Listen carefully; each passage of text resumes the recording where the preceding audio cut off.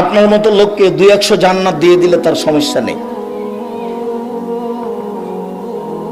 ফেরাউনকে ক্ষমা করে দিলে তার কোনো সমস্যা হবে না, তার বিচার আচার হবে না। তার নাম আজিজ। ফেরাউনকে যদি জান্নাতে দিয়ে দেয় তো কেউ বিচার করতে পারবে না, মামলা করতে পারবে না। সারা পৃথিবীর সব মানুষকে যদি জাহান্নামে দিয়ে দেন তো কেউ তার বিরুদ্ধে বিচার করতে পারবে না। তিনি সর্বশক্তিমান, সবকিছু করতে পারেন। সূরা ইখলাস 3 বার পড়বেন, নেকি দিয়ে আপনার ব্যাগ ভর্তি করে দিবেন, তার রহমতের অভাব নাই। আপনিও অলস, আপনার মন মানসিকতা খারাপ, আপনার নীতি খারাপ, আপনার অভ্যাস খারাপ, আপনার চরিত্র খারাপ, যার কারণে আপনি পড়তে পারেন না। কেন আপনি পড়তে পারেন না? কেন আপনি দোকানে বসে আড্ডা পিটবেন? যেখানে ল্যাংটা মেয়ে নাচে সেখানে আপনি বসে থাকেন কোন স্বভাবে? মাথায় টুপি আছে, খারাপ লাগে না কেন? আপনার একটা আত্মমর্যাদা থাকা দরকার। আপনার বউ কি করে বাজারে যায়, আপনার বউ কি করে ছোট ব্লাউজ পরে রাস্তাঘাটে ঘুরে, আপনার একটা আত্মমর্যাদা থাকা দরকার। আপনি আত্মমর্যাদা বুঝেন না কাকে বলে? আপনি আত্মমর্যাদা বুঝেন না কাকে বলে? 1 মিনিট দেখেন আপনাকে আমি আত্মমর্যাদা দেখাচ্ছি। এই ছেলে, কথা বলছো কেন? কারো গায়ে হাত দিয়ে থাকবে না, এমন ভাবে বসে থাকবে পাখি যেন মনে করে তুমি পাথর। এক খেয়ালে চেয়ে থাকবা, তোমাকে আমি আত্মমর্যাদা দেখাচ্ছি, তোমার বাপকে দেখাচ্ছি, তোমার মাকে দেখাচ্ছি। 1 মিনিট এক খেয়ালে চেয়ে থাকবা। আত্মমর্যাদা কাকে বলে? তোমার মা ছোট ব্লাউজ পরে এখানে এসেছে, তার মানে তোমার বাপ কাপুরুষ, তোমার বাপ ঘৃণিত পুরুষ, তোমার বাপের পুরুষত্ব নেই, যার কারণে তোমার মা এখানে এসেছে। যদি আমি এটা প্রমাণ করতে না পারি বেটা, আমি বক্তব্য দিব না। আমার নতুন কথা নয় তো, আমি এগুলো সব চিরদিন বলে আসছি 31 বছর থেকে। আত্মমর্যাদা দেখো কাকে বলে। বুখারী মুসলিমের হাদিস, আল্লাহ রাসূল স্বপ্নে জান্নাতে ঘুরছেন, ঘুরতে ঘুরতে দেখছেন একটা খুব সুন্দর ঝকঝকে টকটকে ঘর। এত সুন্দর ঘর কার? তো পাশে একজন বৃদ্ধা মহিলা পানি নিয়ে বসে আছে। এই মহিলা বলতে পারো ঘরটি কার? জি, এই ঘরটা উমরের। আল্লাহ রাসূল বলতে পারছেন না যে ঘরটা কার, তার মানে তিনি গায়েবের খবর জানেন না। ঘরটা দেখে বলতে পারছেন না ঘরটা কার, তার মানে তিনি গায়েবের খবর জানেন না। তখন মহিলা বলছে ঘরটা উমরের। তখন আল্লাহ রাসূল বলছেন, উমরের আত্মমর্যাদা মনে পড়ল। ঘরের বাহির যদি এত সুন্দর হয়, ভিতরই বা কত সুন্দর। মনে স্বাদ জাগলে একটু ঘরের ভিতরটা দেখি, কিন্তু উমরের আত্মমর্যাদা হিসেব করে আমি ঢুকতে পারলাম না। বড় মানুষ, তার একটা মর্যাদা আছে, আমি ঢুকে গেলে তার মানের হানি হতে পারে। আমি তার আত্মমর্যাদাকে হিসাব করে ঢুকলাম না। ফজরের সময় উমরের সাথে দেখা। উমর, জান্নাতে ঘোরার সময় তোমার ঘরটা দেখলাম, এত সুন্দর টকটকে ঝকঝকে ঘর তোমার উমর। আমার মনে স্বাদ জাগলো একটু ভিতরে ঢুকি, কিন্তু তোমার আত্মমর্যাদা হিসাব করলাম, এত বড় মানুষের ঘরে ঢুকি কি করে, তাই আমি ঢুকলাম না উমর। তখন উমর রাদিয়াল্লাহু আনহু বলছেন, আল্লাহ রাসূল আপনি আমার মতো মানুষের আত্মমর্যাদাকে হিসাব করেন। এই কথা বলে তিনি ঝরঝর করে কাঁদতে লাগলেন। ইনি হলেন উমর, আর এর নাম আত্মমর্যাদা। থামো, তোমার সাথে কথা শেষ হয়নি। দিনী ভাই বোন, আপনি একটু থামবেন, আপনার সাথে এখানে কথা শেষ হয়নি।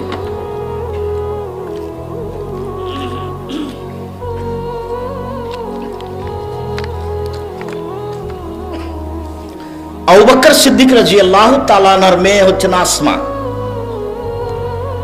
আর আসমার স্বামী হচ্ছে জুবাইর, গরিব মানুষ।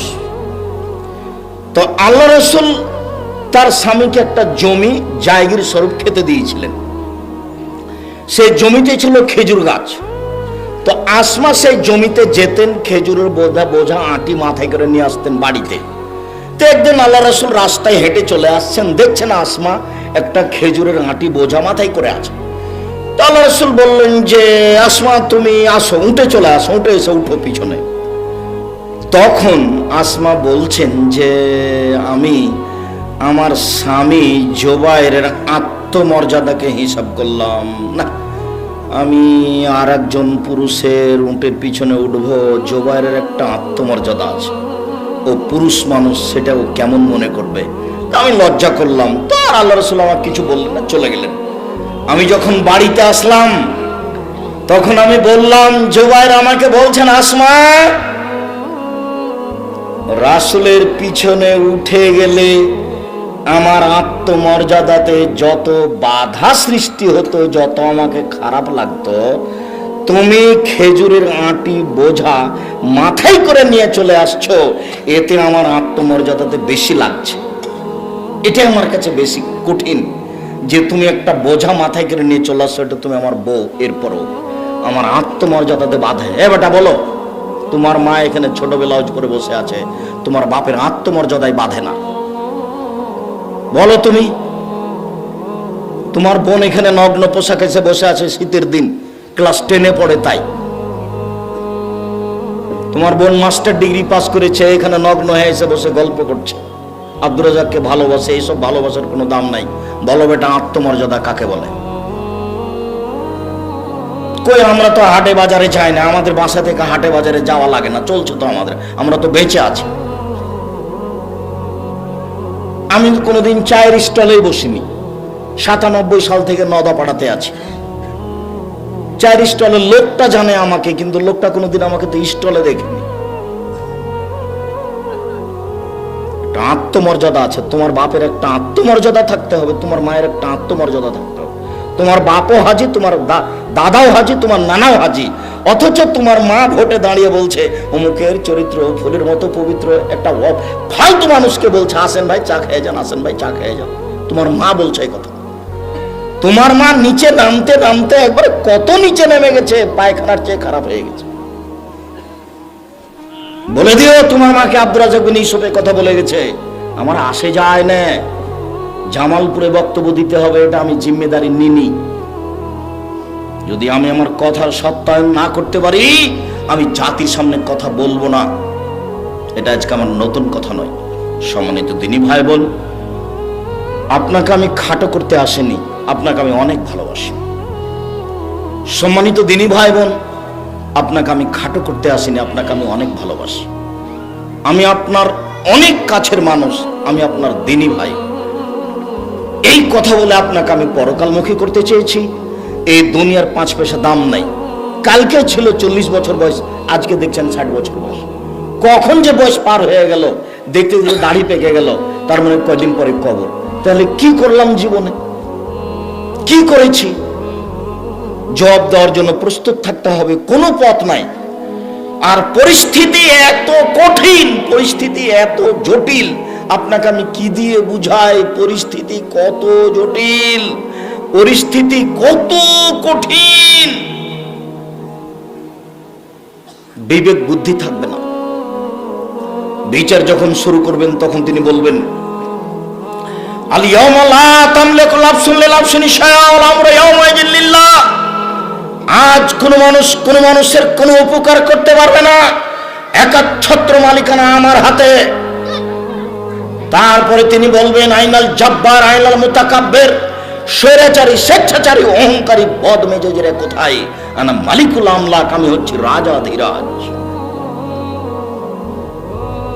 আপনার সামনে যখন কথোপকথন শুরু হবে তখন কোনো দোভাষী থাকবে না, মধ্যে কোনো অন্তরাল থাকবে না। লাইসা বাইনাহু ওয়া বাইনাহু অন্তরাল। আপনার মাঝে আর আল্লাহর মাঝে কোনো দোভাষী থাকবে না, কোনো অন্তরাল থাকবে না। সরাসরি কথা হবে। যখন কথা হবে, আল্লাহ রাসূল বলছেন ফায়ানজুরু আইমানা মিনহু ফায়ারা মা কাদ্দামা মিন আমালিহি। ওই সময় তো ডান দিকে লক্ষ্য করবে, ডান দিকে লক্ষ্য করলে তার পুরো জীবন সব দেখতে পাবে। কোথায় সুদের অঙ্ক কষেছে, কোথায় ভাবিকে গালি দিয়েছে, কোথায় কার সাথে গল্প করেছে, কোন কলেজে বসে থেকেছে, কোন অন্যায় করেছে, সব দেখতে পাবে। টক টক টক টক করে ঝকঝক করে দেখতে পাবে। ফায়ানজুরু আশআমা মিনহু, তারপর বাম দিকে লক্ষ্য করবে ফায়ারা মা কাদ্দামা মিন আমালিহি, তার পুরো জীবন সব কর্ম দেখতে পাবে। ফায়ানজুরু তিলকা ওয়াজহি, তারপর সামনের দিকে দেখবে ফায়ারা নার, তখন সামনের দিক দেখবে জাহান্নাম। এ হলো অবস্থা বিচারের। এরপরেও খুব জটিল অবস্থা।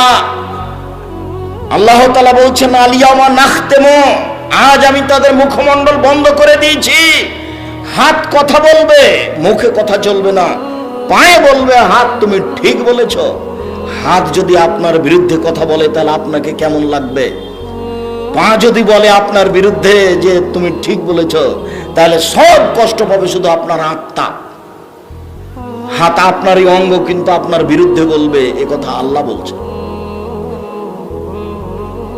আল্লাহ তাআলা বলছেন ইয়াউমাইজিন তুহাদ্দিসু আখবার, যেখানে যা কিছু করেছেন সব কথা এবং ছবি ধরে রেখেছে মাটি। মাটি হচ্ছে অত্যাধুনিক যন্ত্র।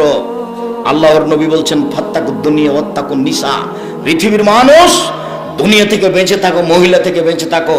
মহিলা না হয় বিপজ্জনক বস্তু, বাঁচতে হবে, বাঁচার চেষ্টা করতে হবে, কিন্তু পৃথিবী তো জড় বস্তু, পৃথিবী থেকে বাঁচতে হবে কেন? পৃথিবী সবচেয়ে ভয়াবহ অত্যাধুনিক যন্ত্র। সিসি ক্যামেরা লাগা আছে, তাই আপনি ভয় পাচ্ছেন যে কথা ধরে নেবে ছবি সহ। ও তো নষ্ট হয়ে যেতে পারে। পৃথিবী, এই মাটি কত ভিন্ন ধরনের অত্যাধুনিক যন্ত্র, তা আপনাকে আমি বুঝাতে অক্ষম। আপনার ছবি সহ কর্ম ধরে রেখেছে। বিচারের মাঠে top top top top top top করে কথা বলবে, সব কর্ম বলে দিবে। আবার এগুলো ছবিতে আসবে, মিসকালা যারাতিন খাইরা ইয়ারা মিসকালা যারাতিন শাররা ইয়ারা, যা কিছু করেছেন বিন্দু মাত্র সব চোখের সামনে চলে আসবে, দেখতে পাবেন পুরো কর্ম। শুধু এই পর্যন্ত নয়, বিচারের মাঠে আপনার একটা হাতে খাতা দেওয়া হবে। খাতা আপনি পাতা উল্টাবেন আর পড়বেন আর বলবেন মালে হাজাল কিতাব লা ইগাদিরু সাগীরাতান ওয়ালা কাবীরা, কি আশ্চর্য ধরনের বই, জীবনে ছোট বড় যা করেছি সব লেখা আছে। এটা হলো বিচারের অবস্থা। কাজেই বয়স আজকে তোমার 20, তার জন্য মনে করিও না যে কালকে 20 থাকবে। ঘুম থেকে উঠে দেখবা তোমার বয়স 40 হয়ে গেছে। বুঝতেই পারবে না কখন দেখবে 60 হয়ে গেছে, কখন দেখবে চলে যেতে হবে। সব কিছু বুঝিয়ে দিতে হবে। অতএব সম্মানিত দিনী ভাই বোন, ভদ্রতা বজায় রেখে চুপচাপ পরকালের আশায় শুনে আমল করবে এই লক্ষ্যে, আল্লাহকে সন্তুষ্ট করার আশায় বসে থাকুন। আপনার কিছু না কিছু উপকার করবই করব ইনশাআল্লাহ। দ্বিতীয় জরুরি কথা, ধর্মের নামে মিথ্যা ধর্ম আছে, এ কথাই ঠিক। যার একটা ঘটনা আপনার সামনে নকল করেছি মকসুদুল মুমিনিন বই থেকে। ধর্মের নামে মিথ্যা কথা আছে, এ কথাই ঠিক। আমার আঙ্গুলের দিকে দেখুন, আল্লাহ নবী বলছেন মুহাম্মদ সাল্লাল্লাহু আলাইহি ওয়াসাল্লাম, বাল্লিগু আন্নী ওয়ালা আয়া, পৃথিবীর মানুষ আমার একটা কথা জানা থাকলে অন্যকে বলো। কি জানা আছে? ডান হাতে পানি পান করতে হবে। তেল একটু বাম হাতে খাচ্ছে। বাম হাতে কে খায় বলেন তো? শয়তান। তো আপনি দেখার সাথে সাথে বলুন, ভাই ভাই কিছু মনে নিয়েন না, ডান হাতে খান ভাই, ডান হাতে খান। ও মন খারাপ করতে পারে, কিন্তু আপনার সুলিও হবে না, আপনার ফাঁসিও হবে না। যদি আপনি তাকে ডান হাতে খেতে বলেন, তাহলে কি ও মামলা করে সুলি দিতে পারবে? ফাঁসি দিতে পারবে? মন খারাপ করতে পারে। এতটুকু বলতে পারে, যাও তোমার ধর্ম তুমি মানো, এখানে এসে ঢং দেখাও কেন, এটা বলতে পারে। কেননা এটা বাঙালির স্বভাব। সৌদি স্বভাব হলে একটু বলতো না, চুপ থেকে যেত, মানবে না হয় মানবে না। খুচরা কথা তারা বলে না, বলা প্রয়োজন মনে করে না। খুচরা কথা বলা আমাদের স্বভাব। আর একজনের পিছনে লেগে থাকা আমাদের স্বভাব। আর একজনের পিছনে লেগে থাকা দলীয় স্বভাব। আর একজনের পিছনে লেগে থাকা দোকানপাটে বসে থাকা স্বভাব। দোকানে দুইজন বসেছিল, আপনি ওরা দুইজন একজন আর একজনের বদনাম করছে, তা আপনি গিয়ে বলছেন হ্যাঁ ঠিকই বলেছিস, আসলেই খারাপ। এখন আপনি তাহাজ্জুদ পড়ে যান, জান্নাতে যান দেখি। সব তাহাজ্জুদ যদি এখানে লাগা যায় তাহলে কি হবে? সব তাহাজ্জুদ যদি এখানেই লেগে যায় তাহলে কি হবে? ওটা তো সামাজিক ব্যাপার। আপনি তো ওখানে বলতে পাবেন না এই কথা। আপনার যাওয়াই অপরাধ, আপনি গেলেন কেন? আপনাকে তো আমি 30 বছর থেকে বলছি যায়েন না। লবণ কিনতে গেছেন, মরিচ কিনতে গেছেন, দাঁড়িয়ে থাকবেন। লবণ আর মরিচ নিয়েছেন, টাকা দেওয়া হয়ে গেছে, চলে আসবেন।